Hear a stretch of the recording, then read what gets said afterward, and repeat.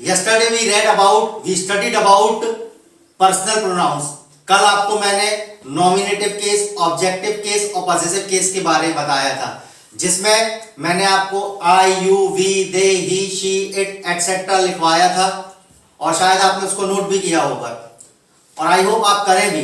अब आज जो मैं आपको बताने जा रहा हूं वो है helping verbs, auxiliary verbs, models, जिनको हम कहते हैं सहायक क्रियाएं। सहायक क्रियाओं का यूज हम हमेशा प्रोनाउंस या फिर नाउंस के साथ ही कर सकते हैं, नहीं तो वो अकेले कभी यूज नहीं हो सकते।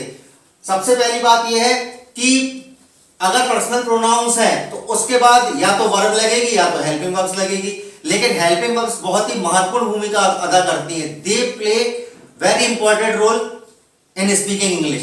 तो सबसे पहले ये देखिए मैंने लिस्ट बना के रखी है, almost it's about 16, so you have to learn this. तो आपको ये याद करना है। सबसे पहला कौन सा है चिल्ड्रन?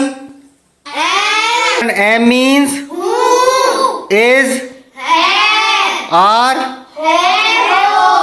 वॉज, वर,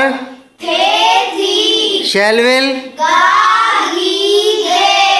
कैन में, माइट, सकता है, सकती है, सकते हैं, कुड, सकता था, सकती थी, सकते थे, कुड नॉट, नहीं सका, नहीं सकी, नहीं सके, वुड, गा, ही, गे, ता, था, थी, थे, शुड, ऑट टू, चाहिए, मस्ट, ही चाहिए, ही होगा, नीड, जरूरत, आवश्यकता, डेयर, हिम्मत, साहस, हैव, हैज, कोई वस्तु पास में होना, had.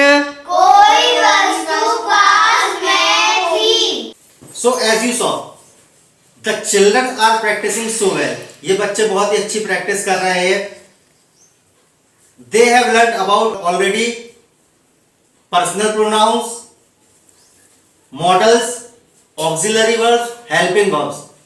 Now tomorrow they will study about prepositions. तो हमारी जो कल की क्लास होगी वो प्रीपोजिशंस की होगी।